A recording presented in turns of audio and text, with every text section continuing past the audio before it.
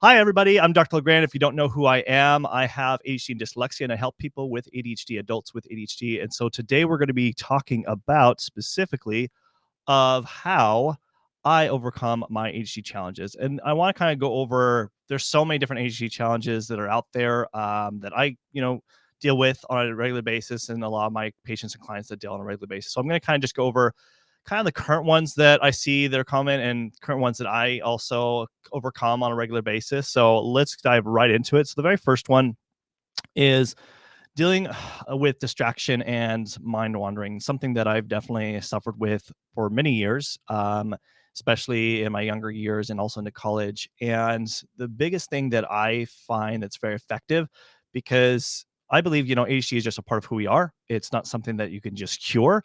But we could certainly definitely lessen the symptoms and make it so that we optimize our ADHD brain and utilize it for what it can definitely be used for.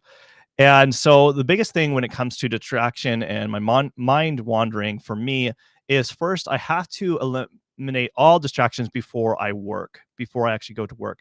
And so for me, now that I'm actually working at home 100%, now I'm 100% virtual, helping people with ADHD, what I have to do specifically is, one, I certainly have to make sure that my wife and kids understand, like, okay, I'm going to work, I'm downstairs, no distractions, right? Do not disturb.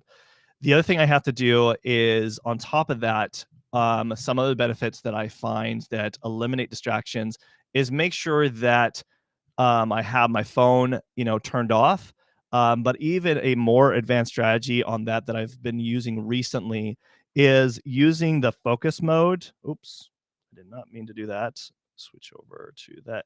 I use the focus mode on my iPhone, and you could set it where you pretty much have different times when you don't want any types of notifications. You could even have it set where you have no text during that time, text messages. So you could really set that up, and you can do that in your settings. So that's something that I really do. And then the other thing that I've also found that's been really helpful for me recently is using a sound machine. So like white noise in the background, especially with my kids kind of being loud.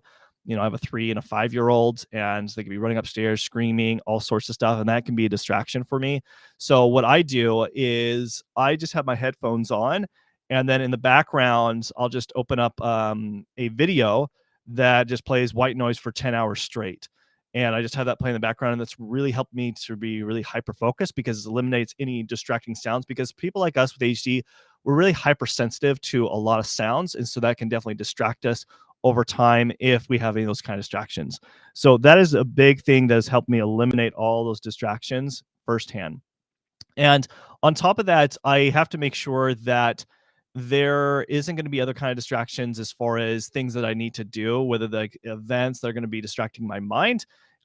Maybe there's a to-do list. So I make sure the day before, either those stuff is written down or I have already finished it, so I'm not thinking about it while I'm at work. And so that's also really important. Let me know if this all makes sense. If you guys could put in the chat, if you could hear me and see me. I like hearing where everybody's coming from. If you guys could just put in the chat if you can see me and hear me, that'd be great. Okay, the next thing that I also do when it comes to distractions and my mind wandering is I have done extensive lab testing for myself and a lot of my different clients. And when I do extensive lab testing, it really understands what my ADHD brain is going under and what deficiencies that I need to help with my wandering mind. And so currently, like, what I'm doing for myself is definitely one that I've been deficient in. I've talked this a lot, is D-L-phenylalanine. Phenylalanine is one that is big that I've been deficient in my lab testing, and I've seen a huge difference by me doing it. I've even done a 30-day challenge where I've shown the differences there. And so when I've done that, I've noticed that my mind doesn't wander. I also don't notice that when where I used to, where I would pick up my phone or I go do a task and I'd be like, okay, why was I doing that? Why am I even here? Um, whoever gets, let me know if anybody gets that. Like, put that in the chat if you guys get those moments when you go on your phone. It's like, why was I getting on my phone? Or you were walking somewhere to go do something, but then you forget it. And you're like, what was I doing that? Why was I doing that? If you can put that in the chat, let me know if you also have those issues.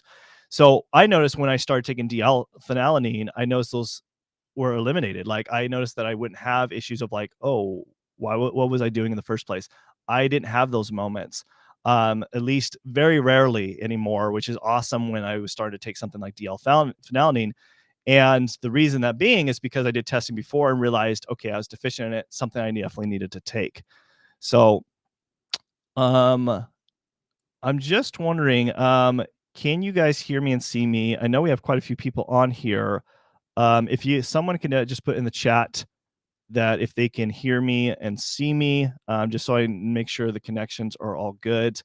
That would be great if you can just let me know. But if not, I'm going to move on forward. So the other things that I also have implemented that have been really helpful for me over the years with my wandering mind and distraction is ginkgo biloba. This helps increase blood flow to the brain, and I found out really effective also in my college years by taking this. And I noticed that I could pay attention more in class, but also even at work, I tend to be a little bit more focused. And then B complex definitely was low on those different B vitamins, and have noticed a big difference by implementing something like this with a combination of a lot of different other amino acids, which I'll talk about further here in a minute. And then exercise, definitely. I notice when I'm consistent with my exercise, it does make a difference as far as when it comes to my mind wandering. If I'm consistent with my exercise, I tend to be more focused. I become not as distracted. And so that it becomes really, really helpful. So, hey, Tashi, thanks for letting me know that you can hear me and see me. Great. That's why I just need to know that this is all working. Okay, so that's number one. That has helped me really overcome one of my challenges there. My second challenge that I want to share with you guys, and I think this is a really big one for a lot of the patients I see and a lot of clients I see, is definitely when it comes to time management. Now, time management, there's a lot of ways to tackle time management, especially when it comes to ADHD. And I think the biggest one that you have to look at is keeping your schedule simple, like stupid simple, like really simple, and focus on what's most important. I can't emphasize this enough, is when you have a huge to-do list, us people with ADHD, that could be overwhelming. And the chances of us actually finishing it all uh, is very low, and then it becomes self-defeating when you aren't able to finish the whole list.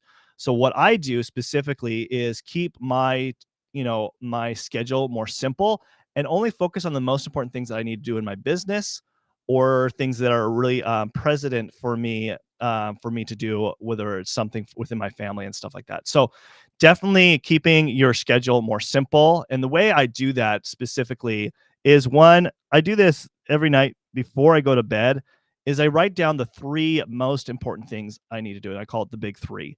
So what are those 3 things that if I do these 3 things, I will feel successful? So I'll write those down, and then I will write down specifically what time frame it's going to take me and what time I'm going to do it. And if I get that done, I don't care about the rest of the day. Like, honestly, that is a big win for me, and it will push you forward. Whether you run your own business, you will find that you will make bigger leaps and bounds when you start doing this versus trying to do a million different things at once and not being good at or finishing any of them. Same with if you're in school, or if you also work for a company. When you focus on things that you really should be really diligent on, focus on that, especially within your schedule. The other thing, going back, is to eliminate distractions. So to be good with your time management. So back to my problem number 1 is using those tips that I suggested in problem number 1 of eliminating those distractions. You will find that you'll be better with your time management. That's something that's been really helpful for me. The other thing is really important that I find that's helped me is plan for unexpected events. So when I'm planning out my schedule, typically I will have at least an hour or 2-hour wiggle room within my schedule, even with seeing patients and clients and stuff like that. Like, I have a lot of things in my schedule and things I have to do in my business, but I'll at least have like 1 or 2 hours of wiggle room in case there's an unexpected event. So what's an unexpected event? Well, emergency can happen. Maybe your kid fell down and you got to take them to the hospital. I don't know. Or a family member really needs your help, or a friend, whatever it is, or you're maybe taking a lunch break and it ends up being a longer lunch break because you ran into a friend that you haven't seen in a while. These are what we call as unexpected events, and it happens all the time with us, with people with ADHD, and this is where we'll lose track of time. It's where we have time blindness. But if you already plan that for every day, then you won't lose the time. So that's what I do, is I just plan the unexpected events. Are you guys finding this helpful? Go ahead and put that in the chat if you guys are finding this helpful as far as when it comes to time management. The other tip that I do with time management is I use an alarm on my phone for the random to-dos. So, everybody who has a smartphone, you can set up, alarms. So what are random to-dos? So random to-dos would be like taking out the trash, or maybe once a week, deep cleaning the bathroom. These things that are kind of random. They're not necessarily in your schedule. They're not as important, but it's important for your partner to do it. I mean, for your partner to be happy with you, or your spouse. And so that's what I do is I will put in my alarm at a particular time when I need to take out the trash, or when I need to clean the bathroom, or it might be just to be present, maybe text my wife, like, or just be a little bit more sociable. I use these alarms to kind of trigger to me to do it, because I could get so hyper focused on what I'm doing right now in my business that I forget the other random stuff. And so what I'll do is I'll just use my phone as alarm. So that is a good thing to do. Then the other thing here is to do, I've already kind of alluded to this, but doing the most important things first. Let me explain why it is so important to do the most important things very first thing in the morning. And now, let's say you're not a morning person. I'm not a morning person either. But it's whenever you do wake up, you should do the most important thing. Let me explain why. People with ADHD, the reason why they have hard time like finishing up tasks has a lot to what I call is the willpower meter. And we all have this willpower meter. It's kind of like a battery. We only have so much juice in a day to use this willpower. And people with ADHD, every time you get distracted, it depletes that battery willpower meter every time you get distracted. And us people with ADHD get distracted a lot. So our willpower meter depletes quickly. So this is why it's important to do things very first in the morning, so your willpower meter is at the highest. So you do the most important things. So by the end of the day, if you have any more initial willpower motivation to do anything extra, great. If not, at least you got the most important thing done first. And then you could check off the day and be like, great, I at least got that done. I feel successful today. And that will be really helpful for your mental health as well. So that is for problem number 2. Now, the third one that I think is very common for a lot of people with ADHD, but also something that I had more challenges with when I was in college, for sure, and in medical school. Still deal with it, obviously, being a parent, running a business. There's lots of different kind of anxiety around that. But one of the big things that I like doing is grounding myself with nature. So one thing that I recommend and things that I've done is so if you think about your body as, especially the nervous system, as this electric firing system, especially when you're really highly stressed, everything's firing in the nervous system. If you think about electric poles, right? That's what's grounding. That's grounded to the ground. So when the electricity hits, it grounds it. That's what I mean by grounding. So what you do, and this is really effective, especially when you're really, really, really stressed, is to take your shoes and socks off and go walk barefoot on grass for a good 10, 15 minutes, and that will ground yourself and really calm you down. That's something I've recommended to a lot of my patients that deal with a lot of high anxiety, and they find it very effective. And sometimes I've used it for myself when I've found like I'm having this panic attack, and I'll do something like that, and that really grounds myself. The other thing that I do more common, I would say, is just going out in nature, going for a walk with my wife, out for a hike. That will usually bring more peace and calm to me when everything seems so chaotic, and you're going out to nature, it just seems more peaceful. And that's something that I do on a regular basis. We probably go hiking at least 2, sometimes 3 times a week. And I have found that it's been really effective for my mental health and anxiety. The other thing that I do is breathing exercises. I probably did this a lot more when I was in college because I had huge test anxiety. And so I would make sure I do these breathing exercises to help me just calm myself down. And it's just really simple. When you're doing breathing exercise, you're just making sure you're breathing in through the nose, nice and slow, and then out. So you're slowing your breath down, because what this is doing is increasing oxygen to the brain. And sometimes when you're highly stressed, you're hyperventilating too much and there's no oxygen. And so then it makes things even worse for the anxiety, and makes things worse for your mental health. And then you can't even focus on what you're supposed to be doing, whether that's something at work or it's also something you're supposed to do at your test. you're going to be so stressed out if you're hyperventilating. So if you slow down your breath, and if you have to count, 1, 2, 3 in, 1, 2, 3 out, and if you even have to put your hands on your, what I call a kidney press, you put it on your lower part of your rib cage, you feel your chest, going in and then out. Those are things that you can definitely be doing that are going to be really effective as far as when it comes to doing exercises of reducing your anxiety when it comes to ADHD. Okay. So another thing that also I'm not a big writer, but something I've definitely recommended to a lot of my patients that do like writing. I've done it every once in a while when I've been really, really stressed, is just writing everything that's on your mind. And this can be really effective. It's kind of like a free therapy session. Is you're just ventilating everything that's on your mind. And so therefore, when you do this, it can help just kind of relax you. The other thing, of course, I do that has been helpful for me for overcoming my ADHD challenges is doing extensive lab testing. So looking at things like as neurotransmitters have been really effective of understanding what's going on in my mental health and also my ADHD. And things that that have been really helpful with stress is definitely L-theanine. Also, adrenal support has been a big one because my adrenals been off when I've done my testing. And then even just like essential oils like lavender, I used that a lot when I was in medical school. Just smelling that kind of brought me to be more calm and peaceful. And then exercise and nutrition is always a big one.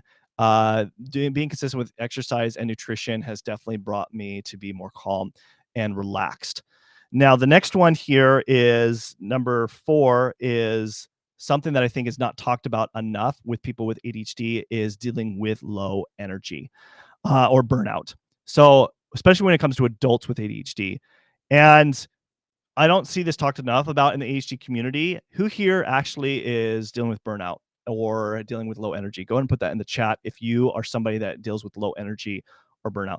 Something that I've experienced it more recently, especially getting it, I'm in my mid 30s and getting a bit older. And then, of course, having kids, running a business, all these things start to pile up. And with my ADHD, I find this very common with adults with ADHD that they will, when they were a kid, when I was a kid, I had high energy. But now as an adult, I've like reached this burnout and I'm like, okay, what's going on?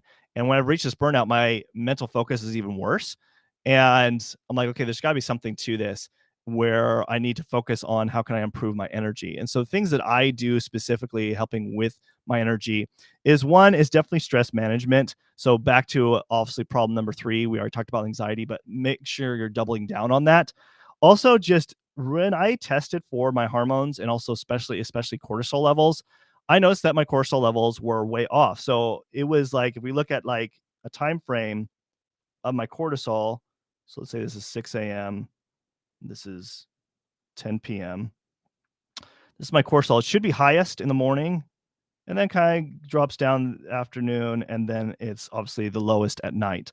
For me, it was low in the morning, even low in the afternoon, and then somewhat spiking up in the evening. And so I understand why my energy was off.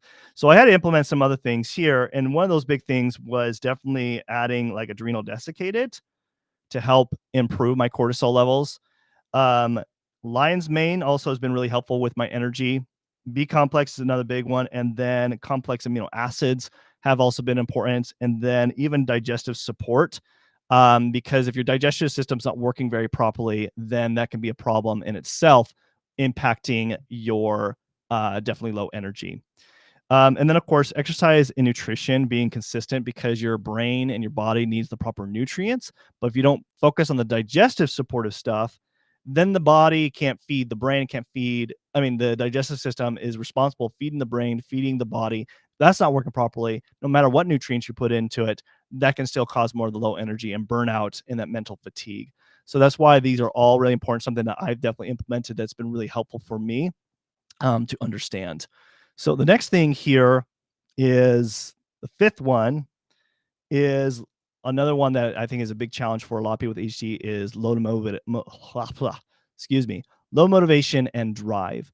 And I do experience this from time to time. I definitely had more issue when I was younger with this. And the biggest one for me to help with this was association.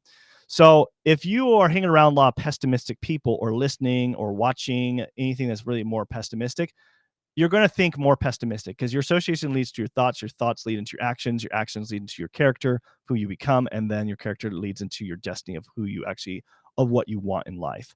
And so it all does come down to association. So at an early age, I made sure that I would listen to more positive things, motivational things, hang around people that are just had a more positive outlook in life.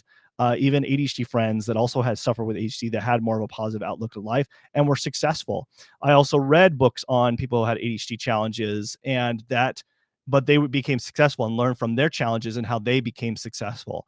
And that made a huge difference as far as my mindset and my motivation and drive. But then on top of that, I mean, of course, there's more to it. Is definitely one thing is simplifying, what is most important. So what I mean by this, going back to the scheduling system, I believe that a lot of people, especially with ADHD, they will sometimes overwhelm themselves thinking that they have to do everything when they really don't have to do everything, but they feel like they're expected to do all these things. But you should focus on what's most important to you. And especially when it comes to into your business or at work or your relationships, what's the most important for you to focus on, and just focus on that and not doing all these extracurricular activities that are just going to overwhelm you. And because if you do overdo it, you will not have enough motivation and drive to do everything. So simplifying your life, always assessing, I always assess what I do in my life and how I do my scheduling, and seeing like, is this necessary? Can we get rid of that? Do we necessarily need to do this? The other thing is just back to eliminating distractions. Again, talking about the willpower meter. If you get distracted more and more and more, it'll deplete your willpower meter, and therefore you're not going to have that motivation and drive. The other thing, again, extensive lab testing, testing out your neurotransmitters to see if there's issues with dopamine, or if there's issues with L-tyrosine, if there's issues with the L-phenylalanine, or also the opposite, looking at norepinephrine and epinephrine, and also serotonin levels. And if those are also imbalanced, that can make a difference. And for me, there was definitely some imbalances there. And so that helped me initiate what I needed to initiate. Things such as like D-L-phenylalanine, adrenal support, Dopa Boost, and Brain Regain were other things that I definitely implemented and made a huge difference to keep me more motivated and driven. And then, of course, exercise and nutrition is always something I need to do consistently. Okay. So hope you guys found this helpful. Let me know in the chat if you guys found this helpful and effective. Also, if you're new here, go ahead and subscribe to the channel. We talk everything about ADHD. We do these live streams weekly on Wednesdays. Typically, we do them at 5 o'clock p.m. Pacific Standard Time, but since today it's the day before Thanksgiving, I wanted to do it a little bit earlier. Unless this time works for a lot of people, we might move to the 11 o'clock p.m. Pacific Standard Time. So let me know if it is helpful. Go ahead and subscribe. And then also, if you are looking for additional help from me and want to know what I did for myself and for many, many clients that we do work with, and that is something of interest of you, I definitely can help you out. Obviously for me to find out what I needed to do with my life, I went through medical school. I went through all additional continuing education to figure out this stuff for myself. And I spent over $500,000 on all this stuff. But of course, that's something you don't have to do because I've done already the heavy lifting for you of figuring all this stuff out. But most people don't realize when ADHD is untreated, people with ADHD will spend over $200,000 in additional expenses than the average neurotypical person, which is crazy. That's a lot of expenses, but you don't have to be wasting all that money if you actually get treated the right way. And so that's where it comes down to specifically how I can first help you out. And that is basically booking an initial consultation with me. There's definitely what we also do is I have you fill out a questionnaire beforehand. And when you fill out that questionnaire, this kind of gives me more in-depth of your background as far as what issues you're dealing with your ADHD or your unfocused mind. And then also, if you have any past labs in the past 2 years, it's not a requirement. But if you do, you could send those to me before our consultation. I could look over those and interpret them for you, especially if there's no doctors that really interpreted for you very well. And then on top of that, and this is just something you get available if you actually purchase today, you get access to my HD health course, which is normally priced at $297. And so all of this is priced with the consultation. Everything I mentioned is for $1,494. But because you're here live present, you get all of that for just $197. And if you click on the link below in the description, so it's in the description, that's where you'll click to be able to actually book the consultation with me and get access to this. And that is for here on the live stream. Once you've clicked on it, you click the description, it'll take you to this page. You'll put in your information, you'll purchase, then it'll take you here to the calendar. You'll pick a spot. I have morning, afternoon, late afternoon, and depending on your time zone, it will have evening times for you as well. So I make sure you have good variety there. I have nothing available this week because it's Thanksgiving. But if you don't find any times, you can email me at that email that's listed there to if we can find a better time for you. Okay. Then it'll take you to here to fill out your name, info, and why you're actually booking the consultation. And then it'll take you to this landing page. And it's important because you should check your email, make sure that you got the confirmation email that will have the Zoom link for you to join the actual consultation. And then also a second email that's going to have the to activate your Practice Better account. Our Practice Better is our client portal where you get access to our client portal, and that's where you'll also upload your labs in your previous labs so I can look at those beforehand. It's also where you're going to fill out the questionnaire, the client questionnaire. Then also make sure to block out at least 45 minutes to 60 minutes. Sometimes we'll go over, no additional cost to you, but a lot of times we'll have to go over depending if you have more additional questions. And then to just show up early. Okay. So all you got to do is just click on the link in the description below to purchase that. And that is available for that discount for this specific live stream. Thank you guys for attending, and I will see you guys in the inside. Thanks.